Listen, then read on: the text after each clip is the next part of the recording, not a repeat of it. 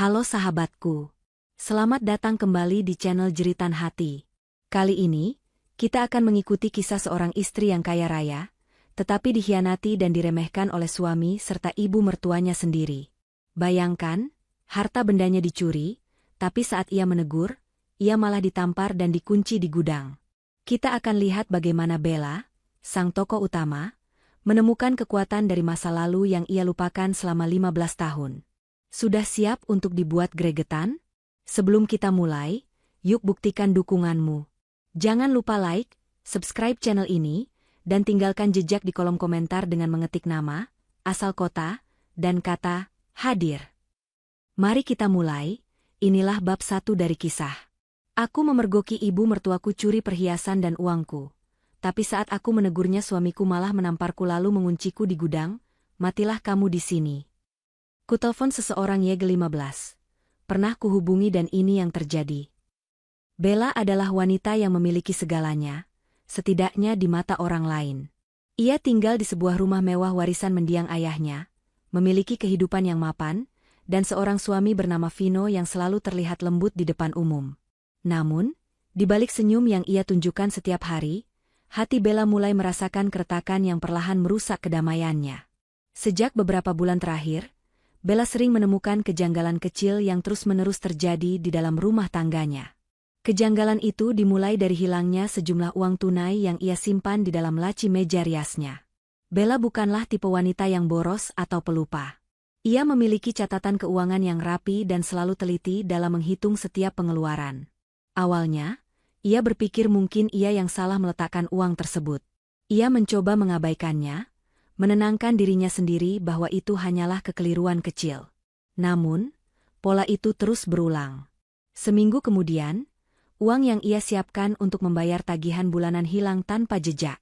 Jumlahnya tidak terlalu besar bagi kekayaan yang ia miliki, tetapi konsistensi kehilangannya mulai menimbulkan kecurigaan serius di benaknya. Bella mulai merasa ada orang lain di rumah ini yang diam-diam mengambil hartanya. Di rumah itu, selain Bella dan Vino, hanya ada Bu Hetty, ibu mertuanya, yang tinggal bersama mereka. Bu Hetty adalah wanita yang selalu menampilkan citra ibu yang lemah lembut, penuh kasih, dan sangat religius. Ia seringkali memberikan nasihat-nasihat tentang kesabaran kepada Bella, terutama ketika Bella mulai mengeluhkan sifat Vino yang akhir-akhir ini semakin sering pulang larut malam dengan berbagai alasan pekerjaan yang tidak masuk akal. Bu Hetty selalu menjadi pembela utama putranya, Vino. Nak Bella, kamu harus sabar menghadapi Vino. Dia itu sedang berjuang untuk masa depan kalian. Kamu kan sudah punya segalanya dari warisan ayahmu. Sekarang biarkan Vino berusaha mencari nafkahnya sendiri, jangan terlalu dikekang, kata Bu Hetty dengan nada yang mendayu, yang selalu membuat Bella merasa bersalah dan memilih untuk diam. Sikap Bu Hetty yang selalu membela Vino, membuat Bella kesulitan menaruh curiga pada ibu mertuanya. Namun, kecurigaan itu semakin menguat ketika bukan hanya uang, tetapi perhiasan kecil milik Bella mulai raib. Perhiasan itu tidak mahal, hanya anting-anting emas putih atau liontin kecil yang merupakan hadiah dari mendiang ayahnya. Bella menyimpan perhiasan itu di dalam kotak kayu antik yang selalu terkunci. Suatu sore, ketika ia ingin mengenakan anting tersebut, ia menemukan kunci kotaknya sudah berada di tempat semula, tetapi kotak itu kosong. Bella yakin ia tidak pernah mengeluarkan isinya. Jantungnya berdebar kencang. Ia menyadari, ini bukan lagi tentang keteledoran, tetapi tentang pengkhianatan yang terjadi di bawah atapnya sendiri. Bella memutuskan untuk tidak langsung berkonfrontasi. Ia ingin membuktikan siapa pelakunya dengan mata kepalanya sendiri. Ia mulai menyusun rencana. Pertama, ia membeli perhiasan imitasi yang sangat mirip dengan perhiasan aslinya. Ia menaruh beberapa di dalam kotak perhiasan antik itu, dan sisanya ia simpan di tempat yang aman. Kedua, ia menyiapkan sejumlah besar uang tunai di dalam laci meja riasnya, seolah-olah ia sedang bersiap untuk pergi berlibur. Tentu saja, ia tidak memberitahu siapapun tentang rencananya, terutama Vino. Pada hari itu, Bella sengaja berpamitan kepada Vino dan Bu Hetty, bahwa ia akan pergi seharian penuh untuk bertemu dengan teman lamanya di luar kota. Vino dan Bu Hetty tampak biasa saja. Bahkan Bu Hetty memberikan pelukan hangat seolah mendoakan perjalanan Bella lancar. Namun, ada kilatan di mata mereka yang Bella tangkap. Kilatan itu adalah antisipasi yang tersembunyi. Bella berpura-pura pergi, mengendarai mobilnya keluar dari gerbang, tetapi tidak jauh dari rumah, ia memarkir mobilnya di sebuah kompleks kosong. Ia kembali ke rumah dengan berjalan kaki melalui taman belakang yang sepi. Bella tahu, ia tidak bisa mengandalkan pembantu rumah tangga. Mereka selalu bersikap loyal padanya, tetapi ia takut melibatkan mereka dalam masalah sebesar ini. Dengan kunci serep yang ia sembunyikan di pot bunga, Bella berhasil masuk ke rumah tanpa suara. Ia naik ke lantai 2, menuju kamar tidur utamanya. Di kamar itu, ia bersembunyi di balik lemari besar yang menghadap langsung ke area laci meja rias dan kotak perhiasan. Gudang di sebelahnya adalah tempat yang gelap dan pengap. Tidak mungkin untuk bersembunyi di sana tanpa menimbulkan kecurigaan. Bella duduk diam, menahan napas. Ia hanya bisa mendengar detak jantungnya sendiri dan suara jam dinding yang berdetak pelan. Tidak lama kemudian, pintu kamar terbuka. Bukan Vino, melainkan Bu Hetty yang masuk dengan langkah pelan. Wajah Bu Hetty tidak lagi memancarkan kelembutan. Ia tampak tegang, tetapi ada kesenangan tersembunyi di matanya. Bu Hetty menutup pintu dengan hati-hati. Ia berjalan langsung ke meja rias, mengambil kunci kotak perhiasan yang ia sembunyikan di balik figura foto pernikahan Bella dan Vino. Bella melihat seluruh adegan itu tanpa berkedip. Ia merasa tubuhnya membeku. Bukan hanya perhiasan dan uang, tetapi rasa percaya yang ia berikan pada ibu mertuanya selama ini, seolah dihancurkan berkeping-keping. Bu Hetty membuka laci meja rias, mengambil tumpukan uang tunai yang sengaja Bella letakkan di sana. Setelah itu, Bu Hetty membuka kotak perhiasan antik. Ia mengambil anting-anting imitasi yang Bella letakkan, tersenyum puas, dan memasukkannya ke dalam saku daster yang ia kenakan. Saat Bu Hetty hendak keluar dari kamar, Bella muncul dari balik lemari. Bu Hetty, apa yang ibu lakukan? Suara Bella bergetar, tetapi tegas. Ia tidak bisa lagi menahan kemarahan dan kekecewaan yang sudah lama ia pendam. Bu Hetty terkejut luar biasa. Wajahnya langsung pucat pasi. Uang tunai yang ia pegang jatuh berserakan di lantai. Ia tidak menyangka Bella akan kembali secepat ini. Ekspresi ibu mertuanya berubah drastis, dari terkejut menjadi panik, dan kemudian berubah lagi menjadi sorot mata yang penuh kebencian. Bu Hetty tidak lagi mencoba berakting. Bella, kenapa kamu kembali? Bukankah kamu bilang pergi keluar kota? Bu Hetty tidak menjawab pertanyaan Bella, malah balik memarahi dengan nada tinggi. Bella merasa sesak. Jadi benar, selama ini ibu yang mengambil uang dan perhiasanku? Kenapa, Bu? Kenapa ibu tega melakukan ini? Aku sudah menganggap ibu seperti ibu kandungku sendiri. Bu Hetty tertawa sinis. Tawa itu sangat kering dan dingin. Menganggapku ibu kandung? Cih, kamu pikir aku mau tinggal di rumah warisan butut ini selamanya? Aku melakukan ini untuk Vino. Untuk anakku. Dia butuh modal untuk usahanya, bukan hidup dari belas kasihan seorang janda kaya sepertimu. Janda kaya. Kata-kata itu menghantam Bella seperti tamparan. Ayahnya baru meninggal setahun yang lalu, dan kata-kata itu seolah meremehkan semua cinta dan pengorbanan mendiang ayahnya. Warisan ayahku ini bukan butut, Bu.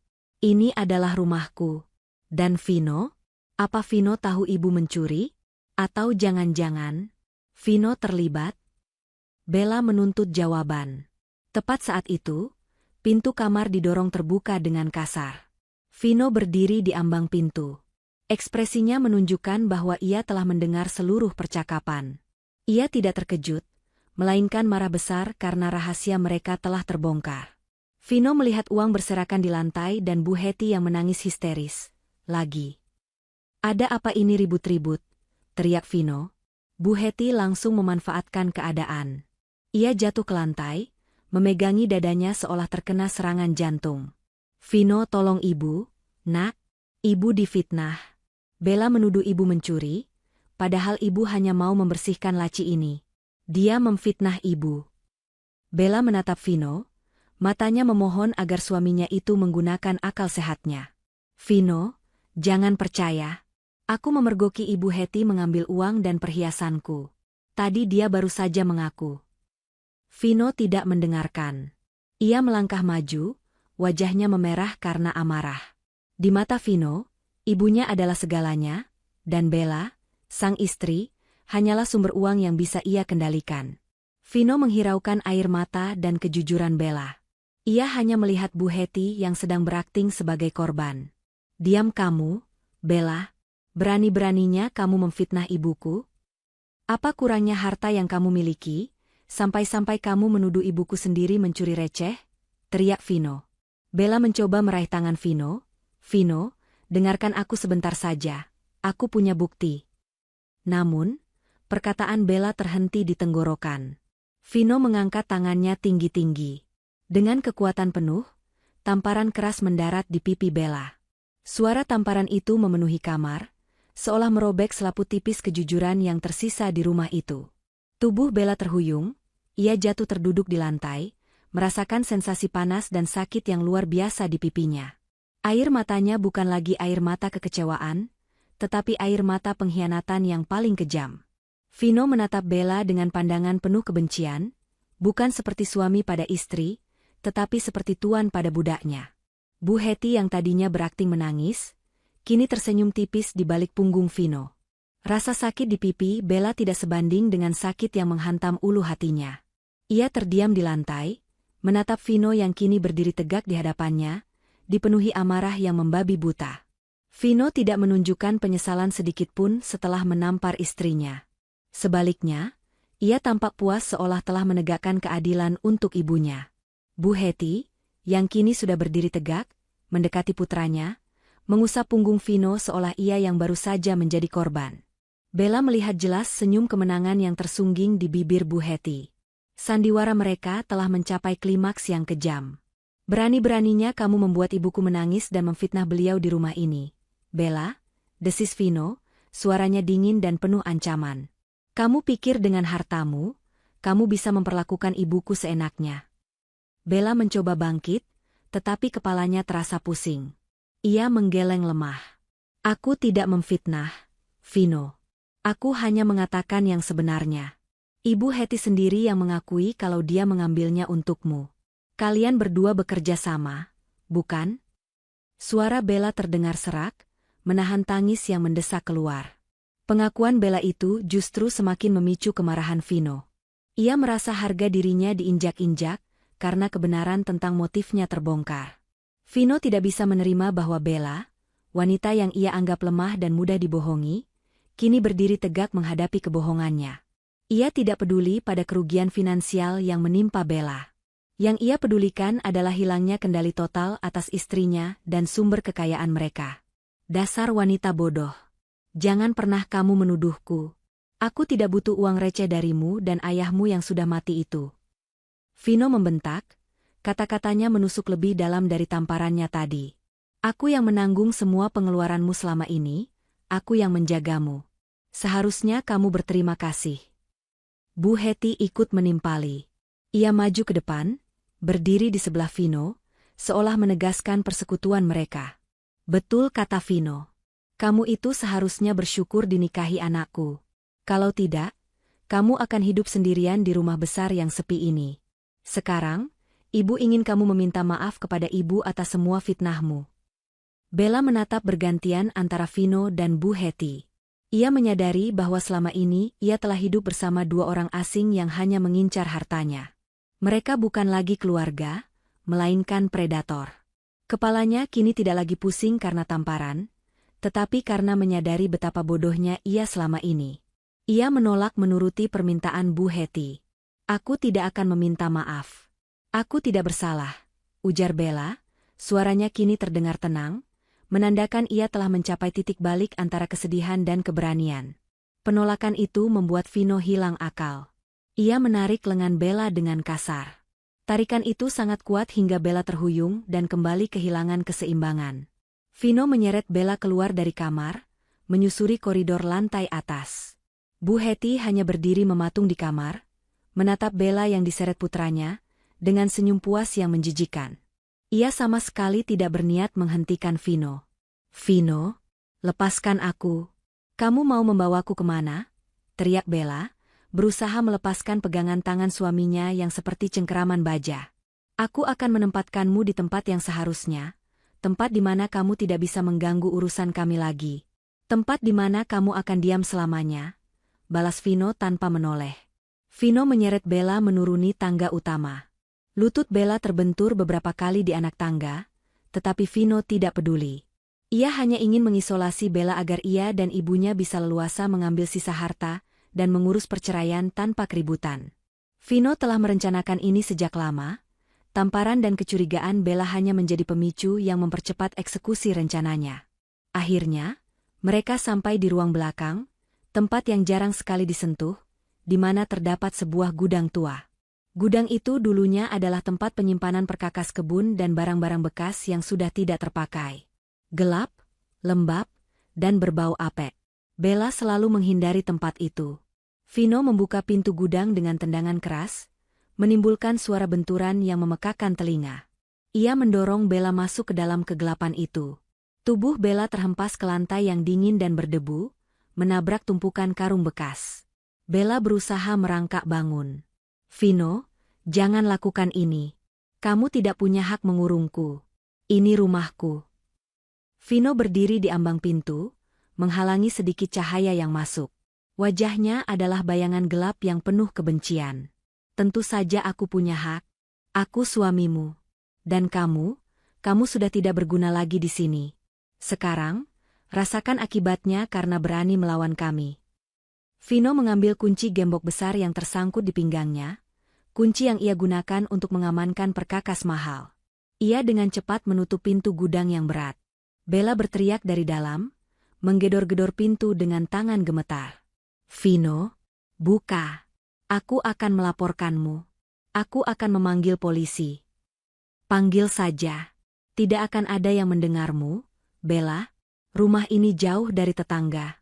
Teleponmu sudah aku sita tadi malam saat kamu tertidur. Tidak ada yang tahu kamu ada di sini. Vino tertawa keras, tawa yang terdengar mengerikan dan tidak manusiawi.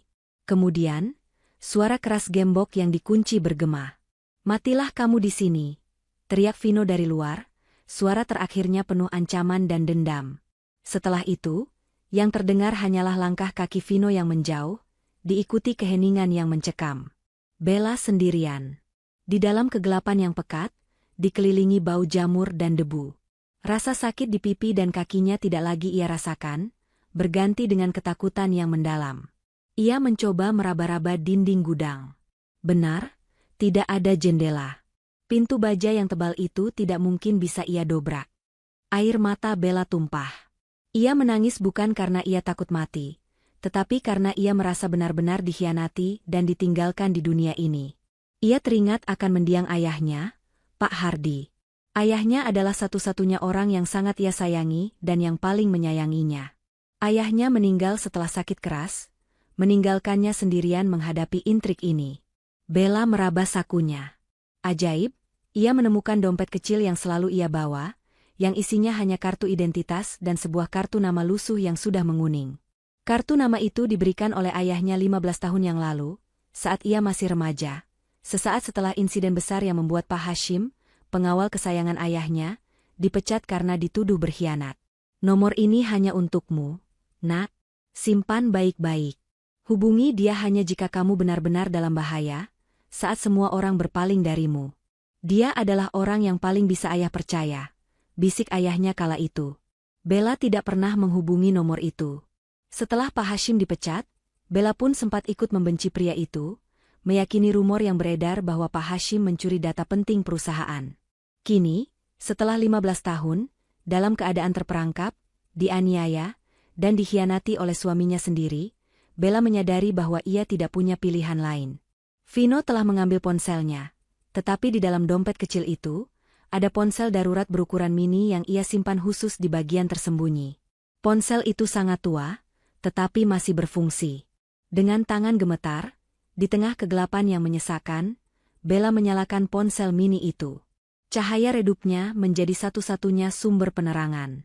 Ia memasukkan nomor yang tertera di kartu nama lusuh tersebut, nomor yang tidak pernah ia hubungi selama 15 tahun. Ia memejamkan mata, berdoa dalam hati. Ia tidak tahu apakah Pak Hashim masih menggunakan nomor itu, apakah ia masih hidup, atau apakah ia masih mengingat janji kepada ayahnya. Namun, Ini adalah satu-satunya kesempatan yang ia miliki. Bella menekan tombol panggil. Ponsel mini di tangan Bella terasa dingin, tetapi suara dering samar yang terdengar dari lubang suara memberikan harapan sekecil apapun di tengah kegelapan gudang yang mencekik itu. Setelah dering ketiga, sebuah suara berat dan berwibawa menjawab di seberang sana. "Halo? Siapa ini? Nomor ini adalah saluran pribadi, bagaimana Anda mendapatkannya?" Suara itu terdengar asing sekaligus familiar di telinga Bella. Bella berusaha menormalkan napasnya yang tercekat. Debu dan bau apek gudang membuat tenggorokannya sakit. Pak Hashim? Apakah ini benar Pak Hashim?" Ada keheningan panjang di seberang telepon. Keheningan itu terasa seperti 15 tahun yang lalu, saat nama Pak Hashim disebut-sebut sebagai pengkhianat. "Siapa ini? Bagaimana Anda tahu nama saya?" Tanya suara itu lagi, kini dengan nada yang lebih waspada. "Ini saya, Pak. Bella. Putri Pak Hardi." Air mata Bella menetes, jatuh membasahi ponselnya. Ia tidak menyangka bahwa nomor yang sudah lama ia yakini mati atau tidak aktif itu benar-benar tersambung. Mendengar nama, Bella, dan Pak Hardi, intonasi suara Pak Hashim langsung berubah drastis, dari waspada menjadi terkejut dan sangat serius. "Nona Bella? Ya Tuhan, Nona Bella. Benar-benar Anda? Ada apa? Kenapa Anda menggunakan nomor ini? Anda dalam bahaya?" Rentetan pertanyaan itu menyeratkan betapa pentingnya panggilan ini bagi Pak Hashim. Bella menceritakan semua yang terjadi dalam satu tarikan napas. Suaranya tercekat-cekat antara tangis dan upaya untuk tetap fokus. Ia menjelaskan bagaimana Bu Hetty mencuri uang dan perhiasannya, bagaimana Vino menamparnya dan menguncinya di gudang sambil mengucapkan ancaman kejam. "Mereka mengunciku, Pak. Mereka bilang aku harus mati di sini. Vino mengambil ponselku yang lain. Aku hanya punya ponsel ini. Tolong aku, Pak Hashim." "Aku tidak tahu harus meminta tolong kepada siapa lagi," pinta Bella, keputusannya sudah mencapai batas. Di seberang sana, Pak Hashim mendengarkan tanpa interupsi. Ia tidak menunjukkan keraguan sedikitpun, seolah ia sudah menanti panggilan ini selama bertahun-tahun. "Tenang, Nona Bella. Jangan panik. Jangan matikan telepon ini. Sekarang katakan dengan jelas, di mana Anda? Saya akan segera datang." "Saya akan mengirimkan tim pendahulu sebelum saya sendiri tiba," ujar Pak Hashim dengan suara yang tegas dan meyakinkan, membuat Bella merasakan kembali perlindungan yang hilang sejak ayahnya tiada. Mendengar janji keselamatan itu, pikiran Bella mulai kembali jernih. Ia memberikan alamat rumahnya, memberikan deskripsi tentang lokasi gudang, dan meyakinkan Pak Hashim bahwa gudang itu terkunci dari luar dengan gembok besar. Sambil menunggu Pak Hashim bertindak, ingatan Bella melayang ke 15 tahun yang lalu. Kilas balik 15 tahun lalu. Pak Hashim adalah kepala keamanan pribadi ayahnya, Pak Hardi. Ia adalah sosok yang disegani, loyal, dan sangat menyayangi Bella seperti putrinya sendiri. Namun, tiba-tiba sebuah skandal besar meledak di Nusantara Corp, perusahaan yang didirikan Pak Hardi. Ada kebocoran data penting yang hampir melumpuhkan perusahaan. Semua bukti mengarah pada Pak Hashim. Seluruh keluarga, termasuk kerabat dan para petinggi perusahaan, meyakini bahwa Pak Hashim telah berkhianat, menerima suap dari kompetitor. Pak Hardi, ayah Bella, adalah satu-satunya orang yang tidak pernah menunjukkan kemarahan atau kekecewaan pada Pak Hashim. Dalam sebuah pertemuan rahasia di rumah sakit, beberapa hari sebelum Pak Hashim dipecat secara resmi, Pak Hardi memanggil Pak Hashim. "Hashim, kamu tahu kan aku tidak percaya kamu berkhianat," kata Pak Hardi, suaranya lemah karena penyakitnya, tetapi matanya tajam dan penuh makna. "Pelaku sebenarnya adalah orang dalam, yang sangat dekat. Aku tidak bisa menuduhnya sekarang, karena dia terlalu pintar. Aku juga tidak mau Bella terlibat dalam intrik kotor ini. Aku tahu, jika aku mengungkapkan kebenaran sekarang, mereka akan balik menyerang Bella setelah aku tiada." Pak Hardi kemudian membuka brankas kecil di kamar rumah sakitnya. Ia menyerahkan sebuah amplop tebal dan kartu nama yang kini ada di tangan Bella. "Aku butuh kamu pergi, Hashim. Pergi jauh. Pura-pura berkhianat, biarkan semua orang membencimu. Dengan begitu, mereka yang jahat akan lengah. Mereka akan berpikir mereka aman," lanjut Pak Hardi. Di dalam amplop ini ada salinan penuh wasiatku, akta kepemilikan saham penuh atas nama Bella, dan juga semua data yang membuktikan pelaku sebenarnya. Kamu simpan semua ini. Kamu satu-satunya yang ayah percaya. Pak Hardy menjelaskan bahwa ia telah membuat sistem perlindungan untuk Bella. Ia sengaja membuat wasiat yang memiliki mekanisme pengaktifan rahasia. Wasiat itu tidak akan bisa diakses dan tidak ada yang tahu betapa besarnya kekayaan yang diwariskan kepada Bella, kecuali jika Bella berada dalam bahaya besar dan terpaksa menghubungi nomor telepon Pak Hashim. Pak Hardy ingin memastikan bahwa Bella tidak akan bangkit dengan kekayaannya, melainkan dengan kekuatan dan tekad yang didapat dari keterpurukan. Nomor telepon Pak Hashim adalah kunci untuk mengaktifkan wasiat itu. Jika suatu hari Bella benar-benar terpuruk, jika ia dikhianati dan diancam nyawanya, ia pasti akan mencari jalan keluar, dan ia akan mengingatmu. Saat itu terjadi, kamu datang, Hashim. Tunjukkan padanya bahwa cintaku sebagai ayah tidak pernah meninggalkannya. Wasiat ini adalah bukti cintaku, bisik Pak Hardy pada Pak Hashim. Pak Hashim menerima tugas itu dengan air mata. Ia rela dicap pengkhianat dan dibenci, bahkan oleh Bella sendiri, demi melaksanakan janji terakhir kepada sahabat sekaligus majikannya yang paling dihormati.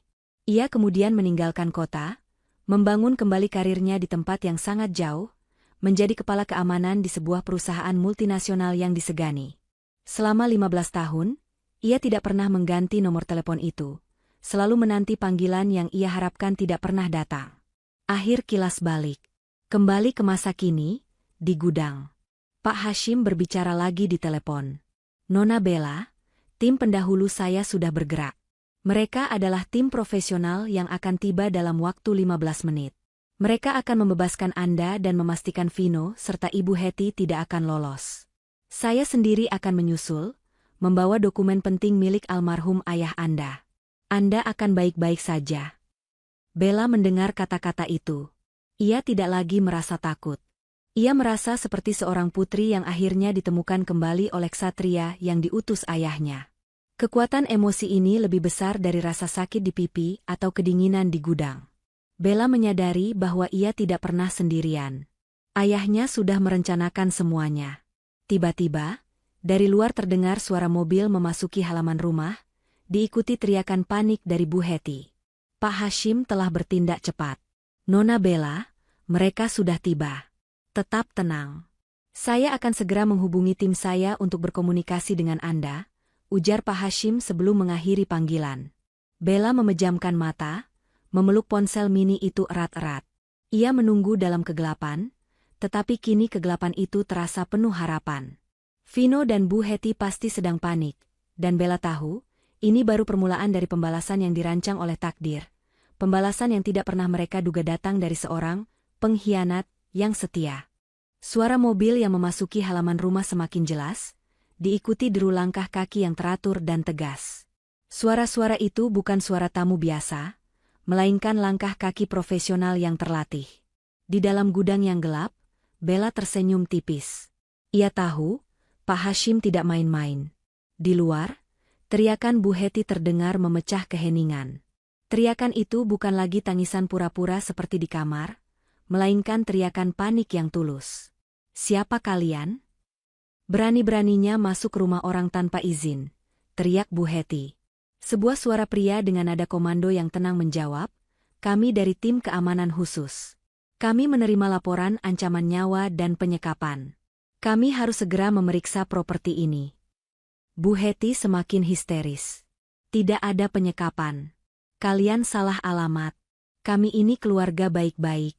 Anakku Vino, dia suami dari pemilik rumah ini. Pergi sekarang juga. Terdengar suara dorongan dan perlawanan. Tim Pak Hashim tampaknya tidak gentar dengan ancaman Bu Hetty. Mereka langsung menuju ke area belakang rumah, dipandu oleh instruksi yang sudah diberikan Pak Hashim melalui telepon tadi.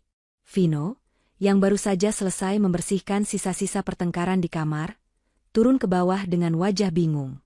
Ia melihat ibunya sedang berdebat sengit dengan beberapa pria berbadan tegap yang mengenakan seragam gelap dan membawa peralatan canggih.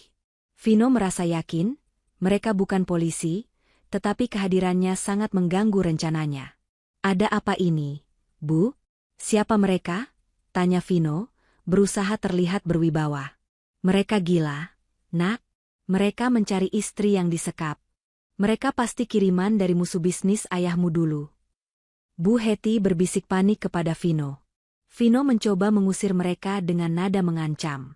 Hei, kalian tidak punya hak di sini. Aku bisa menuntut kalian atas pelanggaran privasi. Pimpinan tim keamanan itu hanya menatap Vino datar. Kami tidak berniat melanggar hukum, Tuan. Kami hanya mencari Nyonya Bella. Kami menerima informasi akurat bahwa beliau dikunci di sebuah gudang di area belakang. Jika Anda tidak bekerja sama, kami akan melibatkan kepolisian. Waktu Anda 60 detik. Ancaman untuk melibatkan polisi membuat Vino dan Bu Hetty benar-benar panik. Jika polisi datang, semua kejahatan mereka, mulai dari pencurian, penganiayaan, hingga penyekapan, akan terbongkar. Apalagi, mereka telah mengunci Bella dengan gembok besar yang tidak bisa disangkal sebagai perbuatan jahat yang disengaja. Vino berusaha mengulur waktu. Tunggu dulu. Istriku sedang pergi. Dia tidak ada di rumah. Tepat pada saat itu, tim keamanan tersebut sudah mencapai pintu gudang. Salah satu anggota tim menyinari celah pintu gudang dengan senter kecil. Dari dalam, Bella mendengar suara itu dan menggedor pintu dengan sisa tenaganya, menimbulkan suara benturan yang teredam tetapi cukup jelas. Tolong. Aku di dalam. Tolong aku, teriak Bella. Suara teriakan Bella yang serak itu adalah bukti tak terbantahkan. Wajah Vino dan Bu Hetty langsung pucat pasi, seperti tertangkap basah. Mereka tidak menyangka bahwa Bella memiliki cara untuk meminta pertolongan, apalagi pertolongan yang datang secepat dan seprofesional ini. Jelas, dia ada di dalam, Tuan. Sekarang, kunci gemboknya, perintah pimpinan tim. Vino mencoba menghalangi, berdiri di depan pintu gudang. Tidak bisa. Itu kuncinya hilang. Gudang ini rusak. Bu Hetty ikut-ikutan berteriak. Jangan paksa kami. Kalian tidak punya surat perintah. Tanpa banyak bicara, pimpinan tim memberi kode. Salah satu anggota tim mengeluarkan alat pemotong gembok khusus yang tidak menimbulkan suara terlalu bising, tetapi sangat efektif. Dalam hitungan detik, gembok baja yang Vino yakini akan mengunci Bella selamanya itu terlepas dengan mudah. Pintu gudang terbuka. Cahaya lampu sorot dari tim keamanan membanjiri gudang yang gelap. Bella, dengan wajah kotor dan pipi yang masih membengkak, berdiri menatap Vino dan Bu Hetty. Tatapan matanya tidak menunjukkan kesedihan, tetapi tekad baja. Melihat Bella bebas, Vino dan Bu Hetty berteriak. Vino berusaha menerjang ke arah Bella, mencoba membungkamnya atau menyeretnya kembali ke dalam. Namun, dengan sigap, dua anggota tim keamanan langsung menahan Vino, membuat suaminya itu tidak berkutik. Vino meronta-ronta, mencoba melepaskan diri. Lepaskan aku. Dia istriku. Aku hanya ingin mengajaknya keluar, seru Vino, mencari alasan yang paling tidak masuk akal. Suami macam apa yang menampar istrinya, mengurungnya, dan berharap istrinya mati? Tuan, kami sudah merekam semua percakapan yang terjadi di sini, termasuk teriakan ancaman Anda, balas pimpinan tim dengan tenang. Bu Hetty mulai menangis terseduh-seduh, tetapi kali ini air matanya adalah air mata ketakutan yang nyata. Ia mendekati Bella, mencoba meraih kaki menantunya. Bella, nak, ibu mohon. Jangan laporkan kami. Ibu hanya hilaf. Kami tidak bermaksud jahat. Ibu janji, ibu akan mengembalikan semua perhiasanmu. Bella mundur selangkah, menghindari sentuhan Bu Hetty. Ia menatap Bu Hetty dengan rasa jijik. Terlambat, Bu Hetty. Kalian tidak hanya mencuri harta, kalian mencuri kepercayaanku, dan yang lebih penting, kalian mencoba mengambil nyawaku. Saat situasi tegang itu memuncak, dua mobil polisi tiba di halaman. Kehadiran polisi adalah kejutan yang disiapkan Pak Hashim. Tim keamanan sudah menghubungi pihak berwajib saat mereka dalam perjalanan. Dari mobil terakhir, keluar sosok pria yang tinggi, berwibawa, dengan setelan jas hitam yang rapi. Ia adalah Pak Hashim. Pak Hashim berjalan menghampiri Bella. Selama 15 tahun, Bella hanya mengingatnya sebagai pria yang tegas. Kini, ia melihat pria yang lebih matang, dengan aura kekuasaan yang tak terbantahkan. Pak Hashim menunduk sejenak di hadapan Bella, seperti seorang ksatria di hadapan ratu. "Nona Bella, Anda aman sekarang." "Saya sudah tiba," kata Pak Hashim, nada suaranya lembut tetapi penuh kepastian. Bella tidak bisa berkata-kata, hanya mengangguk. Ia merasakan kehangatan dan keamanan yang sangat ia rindukan. Vino, yang ditahan oleh tim keamanan, kini melihat Pak Hashim dan matanya terbelalak lebar. "Pak Hashim, kamu? Bukankah kamu sudah mati di luar kota? Bukankah kamu pengkhianat yang dipecat ayah Bella?" Vino meremehkan Pak Hashim, tetapi ia tidak tahu bahwa pria yang ia sebut pengkhianat itu kini adalah kunci kehancurannya. Pak Hashim menatap Vino dengan sorot mata yang dingin. "Saya adalah orang yang dipecat, Tuan Vino. Tapi saya tidak pernah berkhianat pada Tuan Hardy. Dan sekarang, saya adalah saksi utama atas perbuatan Anda." Polisi yang datang segera mengambil alih Vino dan Bu Hetty. Petugas membacakan hak-hak mereka. Vino memberontak, berteriak bahwa ini adalah jebakan, bahwa ia tidak bersalah, dan bahwa Bella hanya ingin merebut kekuasaannya. Namun, suara Vino tenggelam dalam keheningan halaman yang kini dipenuhi mobil polisi dan tim keamanan. Bu Hetty menangis meraung-raung saat diborgol, memohon kepada Bella.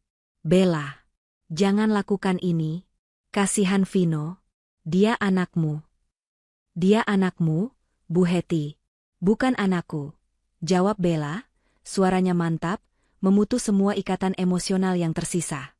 Vino dan Bu Hetty dibawa pergi. Rumah mewah itu kini terasa damai.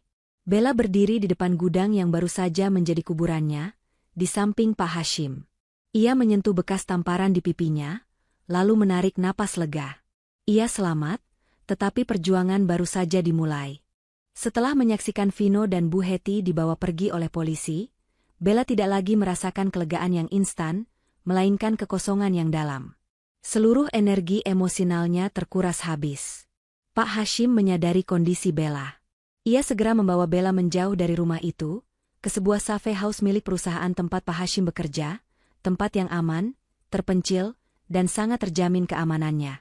Di tempat itu, Bella membersihkan diri, mengganti pakaiannya, dan mendapatkan perawatan medis ringan untuk bekas tamparan di pipinya. Saat ia sudah terlihat lebih tenang, Pak Hashim datang menemuinya di ruang tamu yang tenang. Pak Hashim duduk di hadapan Bella, menatapnya dengan sorot mata penuh penyesalan. "Maafkan saya, Nona Bella. Saya tahu saya seharusnya datang lebih cepat, tetapi saya harus memastikan persiapan yang sempurna agar mereka tidak punya celah untuk melarikan diri dari hukum." Bella menggeleng. "Tidak, Pak Hashim. Anda datang tepat waktu. Anda adalah satu-satunya yang datang, setelah 15 tahun. Bella menatap lurus ke mata Pak Hashim. "Aku juga harus meminta maaf, Pak. Selama 15 tahun, aku percaya semua rumor itu. Aku percaya Ibu Hetty dan Vino, yang saat itu meyakinkanku bahwa Anda adalah pencuri dan pengkhianat ayah. Aku menyesal. Tugas saya adalah memastikan keselamatan Anda, Nona." "Perasaan pribadi tidak penting," balas Pak Hashim, suaranya tetap formal. "Tapi, ayah Anda sudah tahu bahwa ini akan terjadi. Tuan Hardy adalah pria yang sangat jauh memandang ke depan. Beliau tahu, pengkhianatan sejati akan datang dari orang terdekat. Itulah mengapa beliau menciptakan mekanisme ini." Pak Hashim kemudian mengeluarkan sebuah kotak kayu tua dari dalam tas kerjanya. Kotak itu tidak terlalu besar, tetapi terlihat sangat berharga. Bella langsung mengenali kotak itu. Itu adalah kotak tempat ayahnya biasa menyimpan pena emas favoritnya, kotak yang ia kira hilang. Pak Hashim meletakkan kotak itu di atas meja. "Ini adalah kotak wasiat terakhir Tuan Hardy. Beliau menyerahkannya kepada saya 15 tahun lalu, dengan pesan yang tegas. Kotak ini hanya boleh diserahkan kepada Anda setelah Anda menghubungi nomor telepon darurat itu, sebagai bukti bahwa Anda benar-benar berada dalam bahaya dan telah mencapai titik nadir," jelas Pak Hashim. Tangan Bella gemetar saat menyentuh permukaan kotak itu. Sentuhan itu membawa kembali kenangan manis bersama ayahnya, kenangan yang selama ini tertutup oleh lapisan kebohongan yang diciptakan Vino dan Bu Hetty. "Apa isinya, Pak?" tanya Bella lirih. "Kebenaran, Nona. Kebenaran yang selama ini ditutup-tutupi oleh anggapan dan keserakahan," jawab Pak Hashim. "Di dalamnya ada salinan wasiat penuh Tuan Hardy, dan juga dokumen rahasia mengenai kepemilikan saham di Nusantara Corp. Bella membuka kotak itu. Di dalamnya terdapat sebuah amplop tebal yang disegel rapi, di atasnya tertulis tangan ayahnya. Untuk putriku tercinta, Bella. Bella mengeluarkan surat itu. Di dalamnya ada beberapa dokumen legal yang sulit dipahami, tetapi di bagian paling atas, ada surat tulisan tangan ayahnya. Bella mulai membaca. Nak Bella, jika kamu membaca surat ini, berarti kamu telah selamat dari musibah terbesar dalam hidupmu. Dan yang paling penting, kamu telah memilih untuk meminta pertolongan, bukan menyerah. Ayah bangga padamu. Maafkan ayah karena harus membuatmu melalui ini.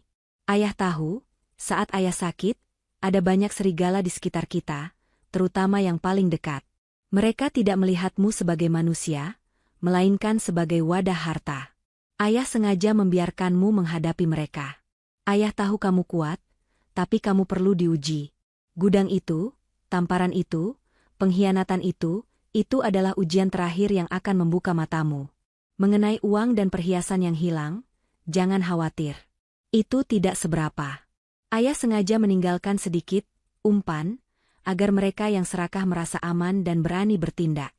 Mereka berpikir mereka cerdik, padahal mereka hanya mengikuti alur yang ayah buat. Pak Hashim adalah pelindungmu yang sejati. Ia rela dicap pengkhianat demi melaksanakan misi ini. Jangan pernah meragukannya lagi. Sekarang, mari kita bicara tentang warisan. Nak, kamu adalah pewaris tunggal dan pemilik penuh Nusantara Corp. Semua saham perusahaan, aset properti, dan rekening pribadi, telah ayah pindahkan ke namamu sejak 5 tahun lalu, secara rahasia. Tidak ada yang tahu, bahkan notaris yang mengurusnya pun tidak tahu keseluruhan gambarannya. Ayah sengaja membuat kerahasiaan ini. Vino dan Bu Hetty telah ayah izinkan menikmati fasilitas rumah dan uang bulanan, tetapi mereka tidak pernah memiliki hak atas aset inti kita. Semua yang kamu anggap hilang adalah jebakan kecil. Mereka tidak pernah berhasil menyentuh kekayaan kita yang sesungguhnya. Vino berpikir dia menguasai rumah ini, padahal dia hanya menumpang. Bu Hetty berpikir dia pintar mencuri, padahal dia hanya mengambil hadiah yang ayah sediakan untuk menguji keserakahan mereka. Ingat pesan ayah, nak, kekuatanmu bukan pada uang yang kamu miliki, tetapi pada ketenangan hati dan kebijaksanaanmu untuk bangkit setelah jatuh. Ayah tahu, kamu akan menjadi pemimpin yang lebih baik daripada ayah. Gunakan Pak Hashim. Dia tahu segalanya tentang intrik perusahaan.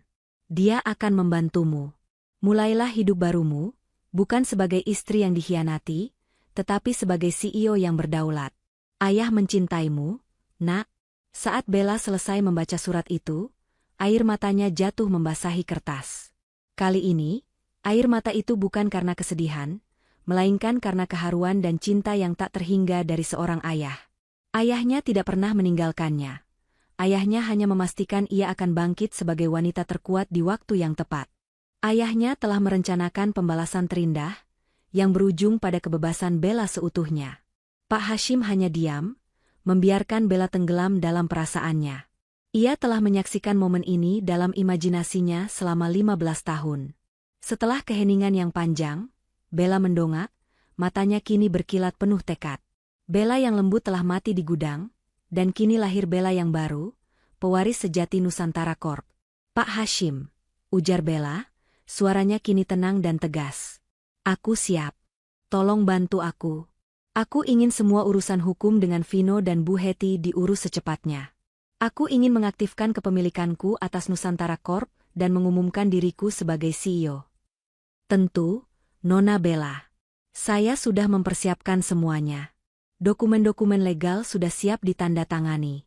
Saat ini, Bu Hetty dan Vino masih ditahan. Mereka tidak tahu apa yang sedang terjadi. Mereka masih berpikir merekalah yang akan menang. Saat kebenaran ini terungkap, kehancuran mereka akan jauh lebih besar dari yang bisa mereka bayangkan. Balas Pak Hashim, di wajahnya tersungging senyum tipis, senyum yang menunjukkan loyalitas dan pembalasan yang manis. Bella memegang surat ayahnya erat-erat. Ia menyadari, perhiasan dan uang yang dicuri Bu Hetty tidak seberapa. Kekayaan yang sebenarnya, yang tersembunyi selama ini, jauh melampaui imajinasi mereka. Tamparan Vino di pipinya, dan penguncian di gudang, ternyata adalah pintu gerbang menuju kekuasaan dan kebebasan sejati. 2 minggu berlalu sejak malam penyekapan di gudang. Bagi Bella, 2 minggu itu adalah proses metamorfosis yang cepat dan menentukan. Ia tidak lagi bersembunyi. Didampingi oleh Pak Hashim dan tim legal terbaik yang diam-diam telah diurus oleh ayahnya, Bella bergerak cepat dalam ranah hukum dan bisnis. Pertama, laporan penyekapan, penganiayaan, dan pencurian yang dilakukan Vino dan Bu Hetty diproses dengan cepat. Bukti rekaman dari tim Pak Hashim, ditambah dengan hasil visum yang membuktikan tamparan di pipi Bella, sudah sangat kuat. Vino dan Bu Hetty masih ditahan, tetapi mereka belum tahu betapa parah konsekuensi dari tindakan mereka. Mereka masih yakin bahwa Bella adalah wanita yang lemah, dan pasti akan mencabut tuntutan demi menjaga nama baik keluarga. Mereka berpikir, tidak mungkin Bella, putri tunggal Pak Hardi, akan membiarkan suaminya sendiri mendekam di penjara. Namun, Bella yang sekarang bukanlah Bella yang dulu. Ia bergerak berdasarkan logika dan janji kepada ayahnya. Ia memastikan bahwa tuntutan itu terus berjalan. Mereka harus menerima konsekuensi penuh dari perbuatan mereka. Pak Hashim, aku tidak ingin ada celah. Mereka harus tahu bahwa ada harga mahal yang harus dibayar untuk pengkhianatan dan kejahatan, ujar Bella kepada Pak Hashim saat mereka sedang memeriksa dokumen di kantor baru Bella. Sesuai perintah, Nona Bella. Seluruh aset yang pernah mereka kelola atas nama Anda sudah kami bekukan. Rekening bank mereka yang dibuka atas nama Vino dan Bu Hetty juga sudah kami sita sebagai barang bukti pencurian. Mereka saat ini tidak memiliki apa-apa, kecuali utang dan tagihan yang menumpuk, jelas Pak Hashim, di balik ketenangan suaranya tersimpan kepuasan karena janji kepada mendiang Pak Hardi terlaksana dengan baik. Selanjutnya adalah masalah Nusantara Corp. Berdasarkan wasiat rahasia yang sah, Bella segera mengambil alih kendali penuh perusahaan. Pengumuman mendadak mengenai pergantian pucuk pimpinan itu menggemparkan dunia bisnis. Para pemegang saham, yang selama ini hanya mengenal Bella sebagai istri Vino dan putri almarhum, terkejut. Mereka bertanya-tanya, mengapa bukan Vino yang mengambil alih? Padahal selama ini Vino selalu sesumbar bahwa ia adalah manajer utama yang mengendalikan semua aset. Di ruang tahanan, Vino dan Bu Hetty akhirnya mendapatkan kejutan yang paling menyakitkan. Melalui berita televisi yang ditonton dari balik jeruji, mereka melihat Bella memberikan konferensi pers pertamanya sebagai CEO dan Presiden Direktur Nusantara Corp. Bella tampil anggun, tegas, dan sangat berwibawa, didampingi oleh Pak Hashim yang diperkenalkan sebagai Kepala Keamanan dan Penasihat Utama. Bella, apa-apaan ini? Dia gila. Beraninya dia mengambil alih perusahaan. Teriak Vino, membenturkan kepalanya ke jeruji besi. Bu Hetty, yang tadinya masih berharap bisa bernegosiasi dengan Bella, kini menangis meraung-raung. Vino, kita tamat, nak. Kita tidak punya apa-apa lagi. Semua yang kita ambil dari Bella tidak ada artinya dibandingkan seluruh perusahaan itu. Dia menjebak kita. Mereka baru menyadari betapa bodohnya mereka. Mereka fokus mencuri perhiasan imitasi dan uang tunai receh, sementara kekayaan triliunan rupiah yang sesungguhnya ada di tangan Bella. Mereka sibuk mengunci Bella di gudang, padahal kunci gudang itu ternyata adalah kunci yang membuka gudang harta bagi Bella. Pengkhianatan mereka tidak hanya gagal, tetapi justru menjadi jalan tol bagi kebangkitan Bella. Penderitaan Vino dan Bu Hetty tidak berhenti di situ. Mereka dikeluarkan dari rumah mewah warisan ayah Bella. Polisi menyita semua barang berharga mereka sebagai bukti pencurian. Keduanya harus dilepaskan dari tahanan karena tuntutan Bella hanya berupa pencurian ringan dan penganiayaan, tetapi dengan catatan wajib lapor yang ketat. Vino dan Bu Hetty dilepaskan ke jalan dalam kondisi miskin dan terhina. Mereka harus mengungsi ke sebuah kontrakan kecil di pinggiran kota, jauh dari kehidupan glamor yang selama ini mereka nikmati. Vino, yang selama ini sombong dengan gelar manajer dan suami Bella, kini harus menerima kenyataan bahwa ia tidak memiliki apa-apa. Seluruh jaringan bisnis yang ia bangga-banggakan selama ini ternyata hanyalah koneksi yang dibuat oleh ayah Bella, yang kini secara otomatis tunduk pada Bella sebagai CEO. Bu Hetty, yang selalu menjaga citra ibu alim dan terhormat di mata kerabat dan tetangga, kini menjadi buah bibir. Semua orang tahu, ia adalah ibu mertua yang serakah yang ditangkap karena mencuri harta menantunya sendiri. Tidak ada kerabat yang mau menolong mereka. Vino menyalahkan ibunya, Bu Hetty, atas semua yang terjadi. Ini semua salah ibu. Kalau ibu tidak serakah mencuri receh itu, kita tidak akan begini. Bu Hetty balik menyalahkan Vino. Salahmu juga. Kenapa kamu begitu bodoh menampar dan menguncinya di gudang? Kamu pikir dia akan diam saja? Kita meremehkan dia, Vino. Kita pikir dia wanita bodoh, padahal dia punya benteng rahasia. Konflik dan pertengkaran hebat terjadi setiap hari di kontrakan kecil mereka.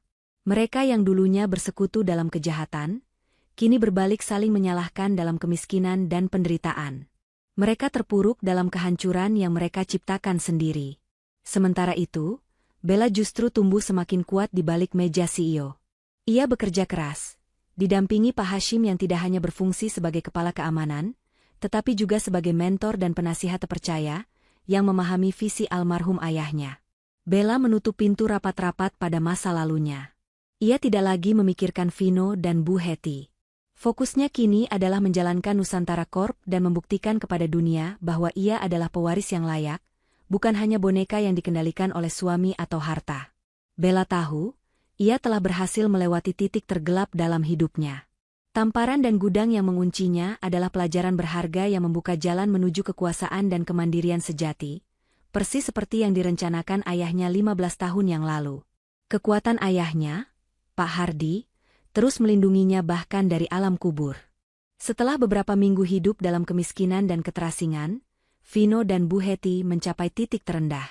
Hidup di kontrakan sempit, berhadapan dengan utang yang menumpuk, dan rasa malu yang tak tertahankan, membuat mereka menyadari bahwa satu-satunya cara untuk keluar dari penderitaan ini adalah dengan memohon ampunan dari Bella. Mereka merancang rencana untuk mendekati Bella, berharap belas kasihan sang mantan istri dan menantu akan muncul, mengingat Bella dikenal sebagai wanita yang lembut hati. Namun, mendekati Bella bukanlah perkara mudah. Sejak menjadi CEO Nusantara Corp, Bella dikelilingi oleh lapisan keamanan yang ketat, dipimpin langsung oleh Pak Hashim. Kantor Bella dijaga ketat, dan rumahnya, yang kini hanya ia tempati bersama beberapa staf keamanan dan asisten pribadi, tidak bisa dimasuki oleh sembarang orang, apalagi oleh mantan suami dan ibu mertua yang berstatus tersangka. Vino dan Bu Hetty memutuskan untuk menunggu di luar gerbang kantor pusat Nusantara Corp setiap pagi. Mereka berpenampilan menyedihkan, berharap Bella melihat mereka dan hatinya tergerak. Mereka menunggu berjam-jam di bawah terik matahari, mengabaikan tatapan sinis dari para pegawai yang mengenali mereka dari berita. Pagi itu, mobil mewah Bella yang dikendarai oleh sopir dan diikuti mobil pengawal tiba di gerbang kantor. Saat gerbang terbuka, Vino dan Bu Hetty menerobos masuk, langsung berlutut di depan mobil Bella. "Bella, nak, tolong kami. Jangan pergi," teriak Bu Hetty, suaranya parau dan pakaiannya lusuh. "Aku mohon, Bella, kami menyesal. Beri kami kesempatan kedua," tambah Vino, menjambak rambutnya sendiri, menunjukkan penyesalan palsu yang ia harapkan mempan. Melihat keributan itu, Pak Hashim yang berada di mobil belakang segera keluar. Ia mendekati Vino dan Bu Hetty dengan wajah dingin. "Mundur dari sini. Nona Bella tidak mau bertemu kalian. Kalian tahu aturan itu," ujar Pak Hashim tegas. "Pak Hashim, ini urusan keluarga. Jangan ikut campur. Kamu hanyalah pesuruh yang dipecat." Vino mencoba membangkitkan dendam lamanya, berharap Pak Hashim mundur. Pak Hashim hanya tersenyum sinis. "Saya memang pesuruh, Tuan Vino. Saya adalah pesuruh yang melaksanakan janji terakhir Tuan Hardy untuk melindungi putrinya. Dan tugas saya sekarang adalah menjauhkan pengkhianat dan pencuri dari Nona Bella. Sekarang minggir sebelum saya memanggil polisi atas tuduhan mengganggu keamanan perusahaan." Bella tetap di dalam mobil, tetapi ia melihat semua kejadian itu melalui kaca anti peluru. Ia melihat Vino dan Bu Hetty, yang dulunya meninggalkannya terkunci di gudang, kini merangkak memohon di kakinya. Bella merasa ada kepuasan kecil, tetapi ia segera menepisnya. Ia tidak ingin emosi mengendalikan keputusannya lagi. Bella memberi kode kepada sopirnya. Sopir itu mengerti, dan mobil Bella melaju perlahan melewati Vino dan Bu Hetty yang masih berlutut. Mereka gagal total. Melihat mobil Bella yang berkelas dan mewah melaju tanpa menoleh, hati Vino dipenuhi amarah bercampur keputusasaan. Ia sadar, Bella yang ini berbeda. Bella yang ini sudah terlalu jauh di atas, tak terjangkau oleh tangannya. "Vino, Apa yang harus kita lakukan? Kita harus bicara dengannya. Kalau tidak, kita akan mati kelaparan.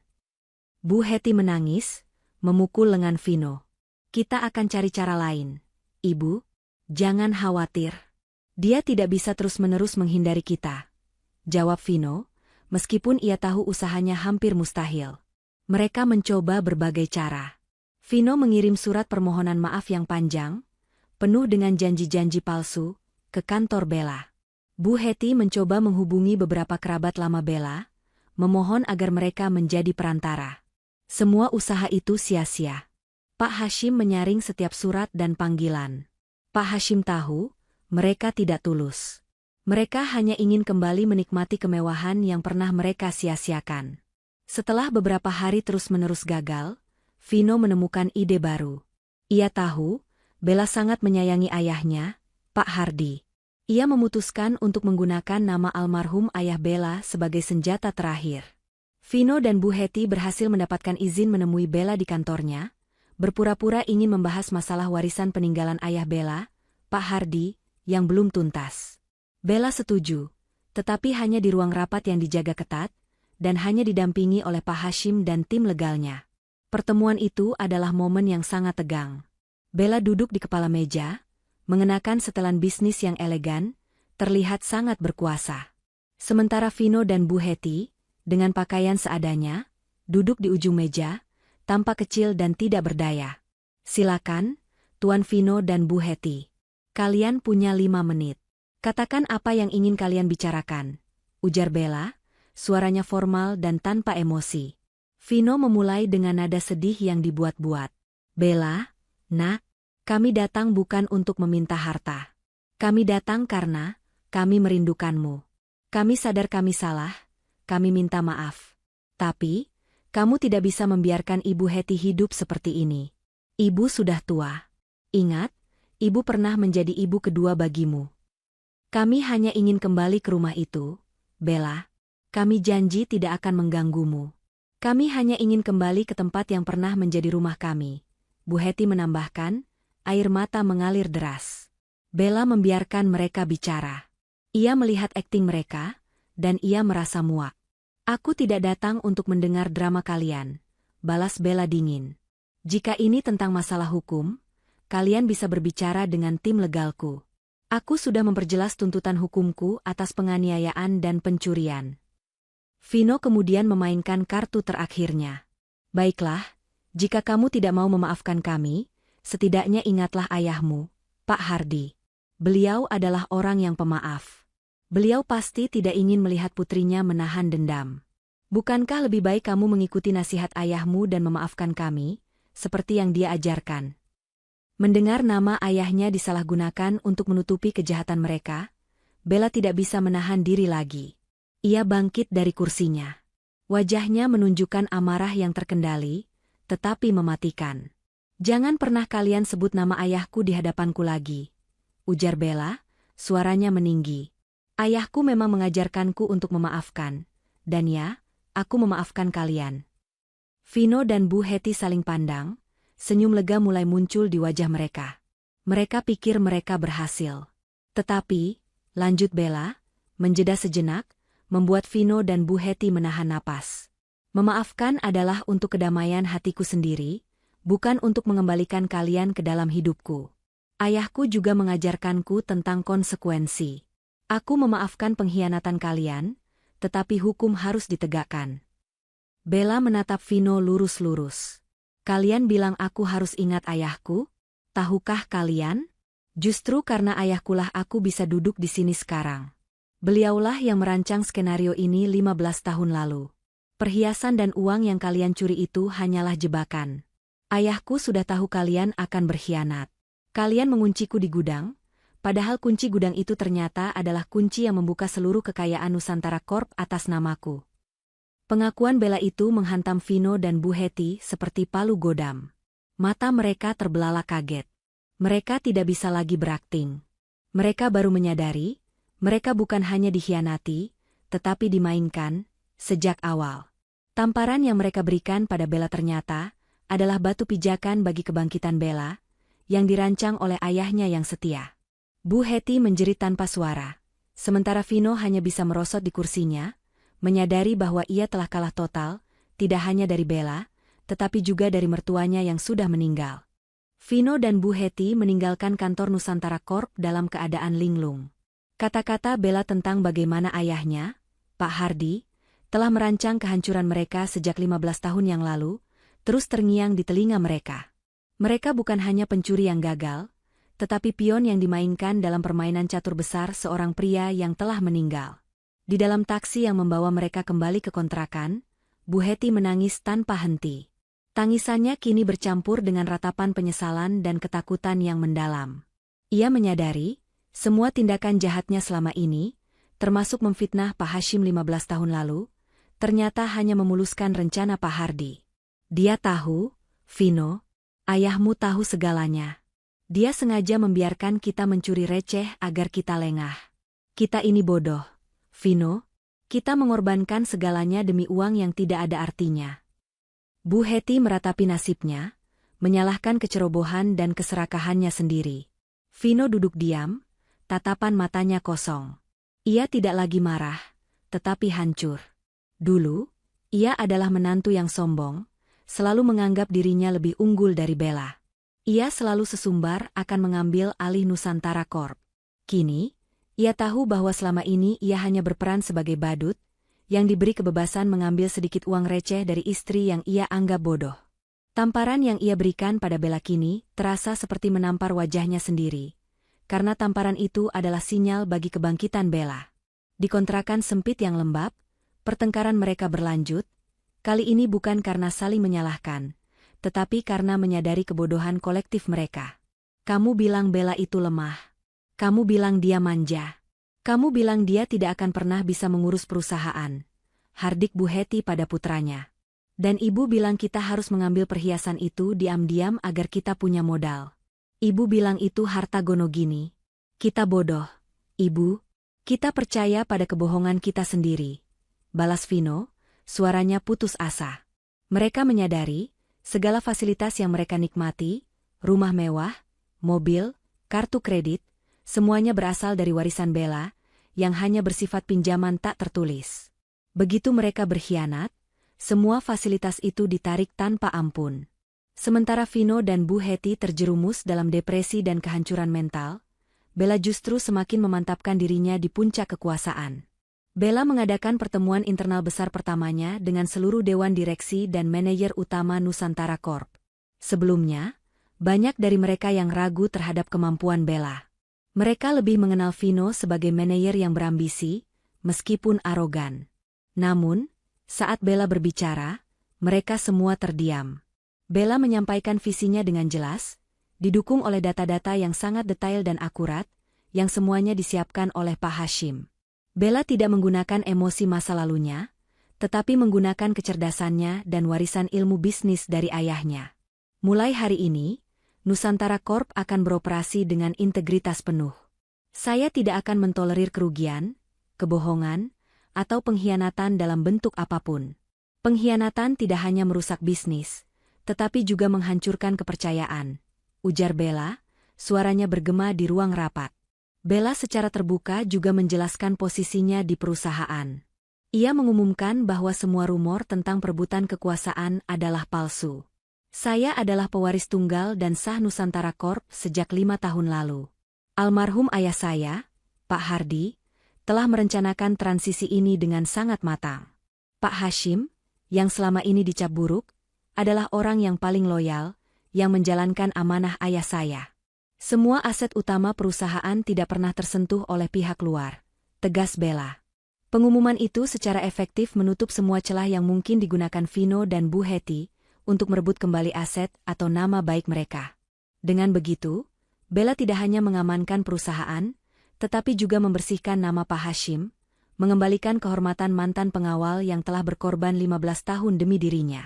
Pak Hashim berdiri di samping Bella, melihat mantan nona mudanya kini menjadi pemimpin yang kuat. Kepuasan di hatinya tak terlukiskan. Ia telah menunaikan janji kepada sahabatnya, Pak Hardy. Bella kemudian melakukan reformasi besar-besaran di perusahaan. Ia memecat beberapa manajer yang terbukti bersekongkol dengan Vino di masa lalu, yang selalu menutup mata terhadap keserakahan Vino.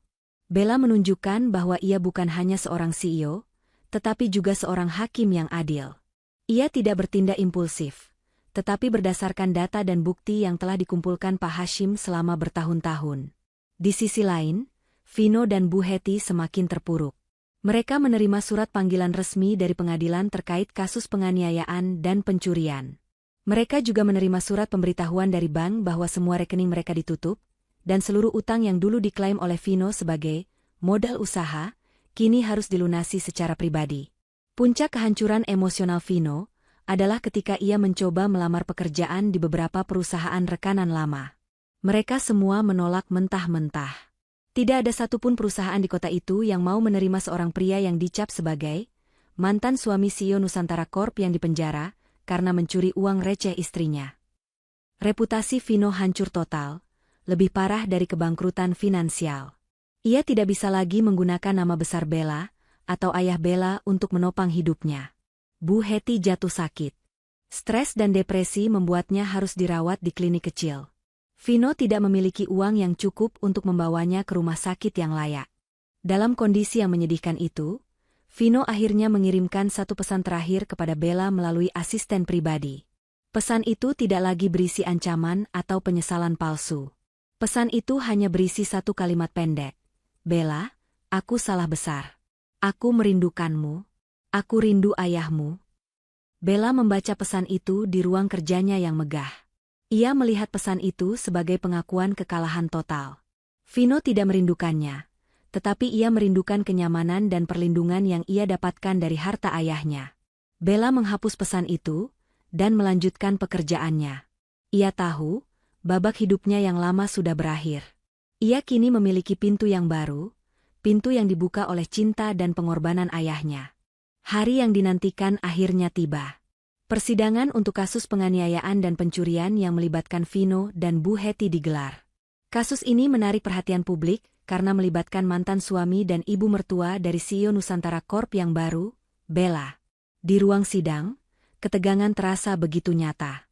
Vino dan Bu Hetty tampak kuyu, pakaian mereka sederhana, dan aura kemewahan mereka benar-benar hilang digantikan oleh keputusasaan. Bella hadir sebagai korban sekaligus saksi kunci. Ia mengenakan setelan gelap yang elegan, didampingi oleh Pak Hashim yang berdiri tegak sebagai saksi pendukung dan kepala keamanan. Bella tidak menunjukkan emosi. Ia bersikap profesional, menjelaskan kronologi kejadian dengan tenang dan jelas, mulai dari kecurigaan, penemuan bukti pencurian, hingga tamparan keras dari Vino dan penguncian di gudang.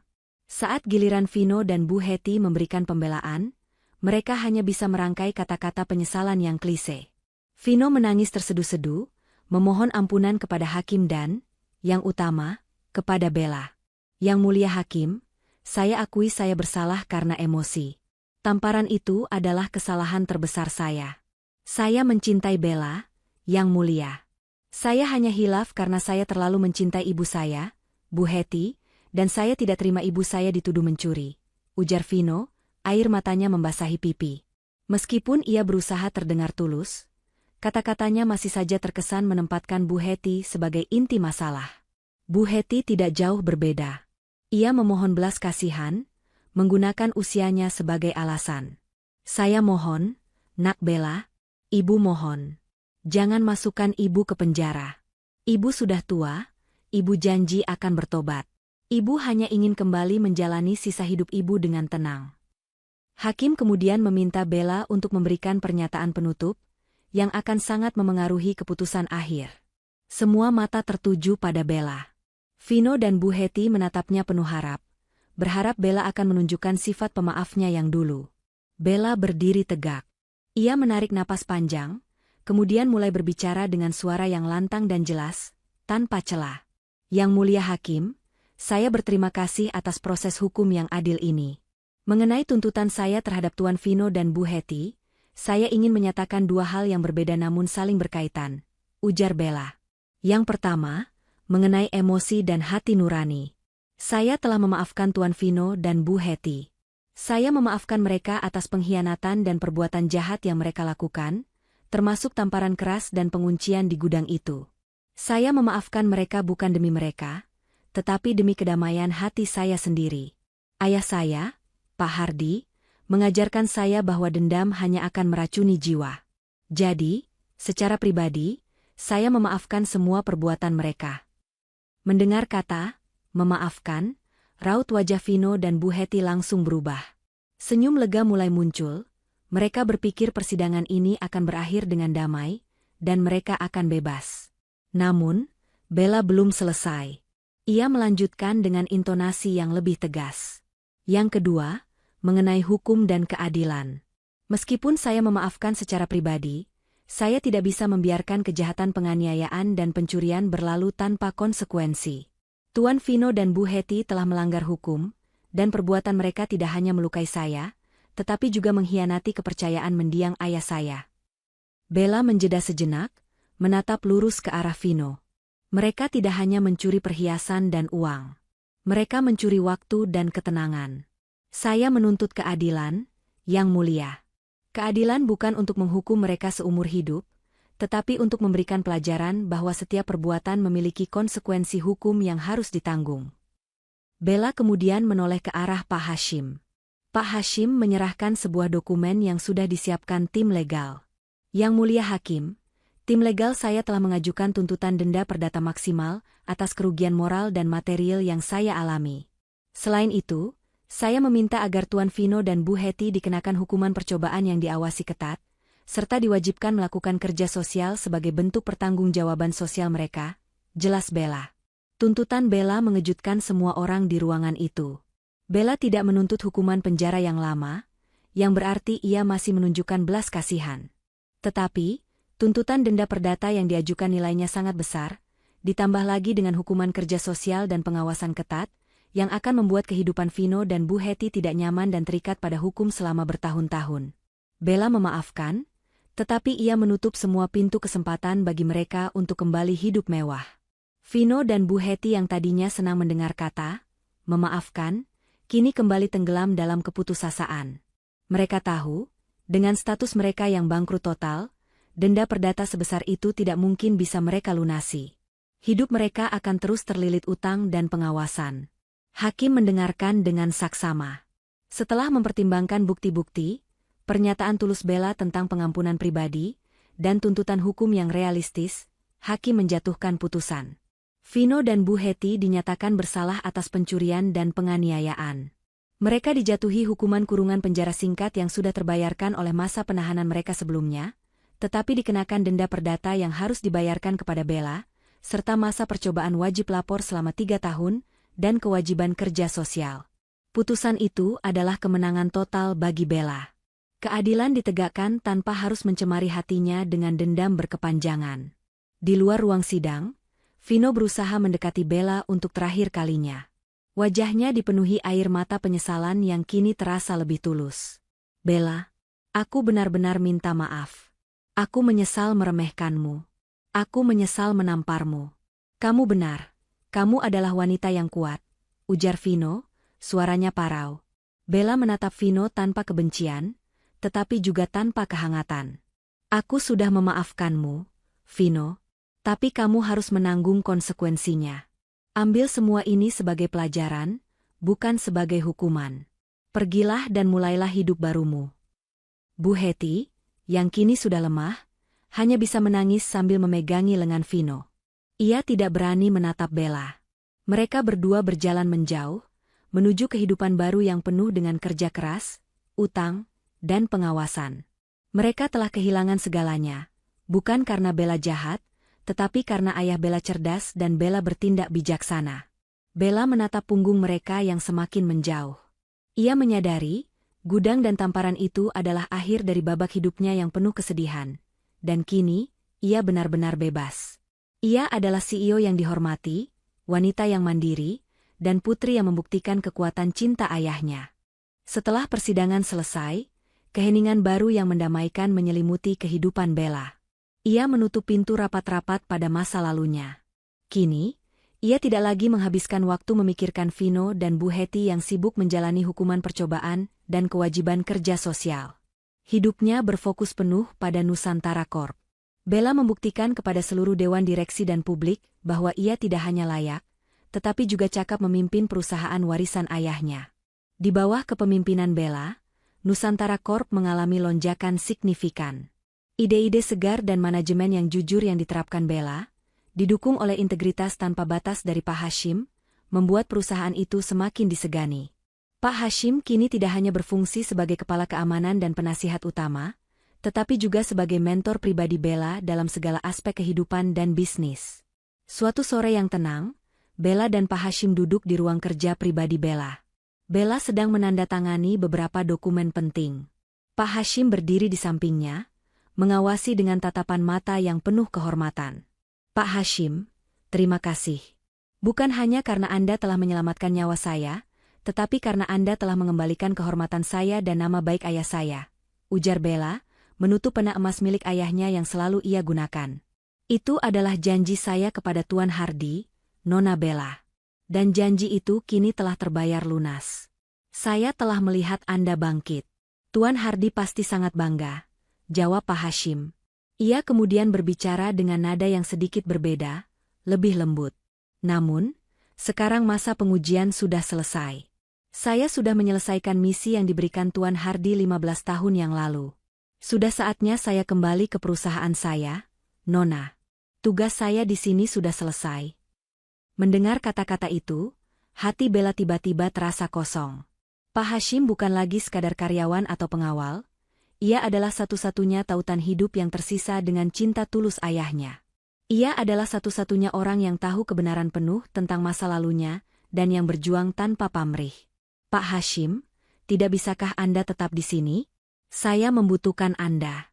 Bukan hanya sebagai kepala keamanan, tetapi sebagai penasihat, sebagai keluarga, pinta Bella.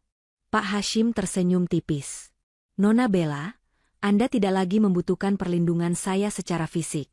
Anda sudah menjadi benteng yang kuat. Keputusan yang Anda ambil di pengadilan, saat Anda memaafkan tetapi tetap menuntut keadilan, menunjukkan bahwa Anda telah menemukan ketenangan sejati. Itulah warisan terbesar Tuan Hardy, kebijaksanaan Anda, bukan kekayaan Anda. Bella memahami. Pak Hashim benar. Ia tidak lagi wanita yang mudah ditipu. Ia adalah CEO yang disegani, yang membuat keputusannya sendiri. Baiklah, Pak Hashim. Saya tidak akan menahan Anda. Tapi, ini bukan perpisahan. Anda akan tetap menjadi pemegang saham kecil di Nusantara Corp, sesuai dengan yang diamanatkan ayah saya sebagai bentuk terima kasih dan loyalitas Anda. Dan pintu rumah ini, dan hati ini, akan selalu terbuka untuk Anda, Pak Hashim. Anda adalah keluarga, kata Bella, mengulurkan tangannya. Pak Hashim menyambut uluran tangan Bella dengan hormat. Di mata mereka, tidak ada lagi hubungan majikan dan bawahan, melainkan ikatan keluarga yang tulus, yang terjalin erat karena pengorbanan dan janji yang ditepati. Setelah Pak Hashim pergi, Bella duduk sendirian di ruang kerjanya. Ia menatap keluar jendela, melihat pemandangan kota yang terhampar luas, semua berada di bawah kendali Nusantara Corp. Ia tersenyum, senyum yang berbeda dari senyum palsu yang ia tunjukkan saat bersama Vino dan Bu Hetty. Senyum ini tulus, senyum seorang wanita yang telah menemukan kebebasan dan harga dirinya. Ia mengingat malam kelam di gudang. Kegelapan, bau apek, dan suara keras gembok yang mengunci. Saat itu, ia merasa itulah akhir hidupnya. Namun, ternyata kegelapan itu adalah rahim yang melahirkannya kembali. Tamparan Vino di pipinya, ternyata adalah panggilan untuk bangkit. Ayahnya telah merencanakan segalanya. Ayahnya tahu, ia tidak akan bisa menjadi kuat selama ia berada di zona nyaman. Bella kini sering mengunjungi makam ayahnya, Pak Hardy. Ia tidak lagi menangis, tetapi berbicara dengan ayahnya tentang perkembangan perusahaan dan visinya. Ia yakin, di atas sana, ayahnya tersenyum bangga. Ia tidak lagi harus berjuang sendirian melawan pengkhianatan, ia berjuang untuk mencapai potensi maksimalnya. Pada akhirnya, kisah Bella adalah kisah tentang bagaimana cinta sejati seorang ayah dapat menjadi benteng terkuat melawan keserakahan dan kejahatan. Uang dan perhiasan yang dicuri Bu Hetty tidak pernah penting.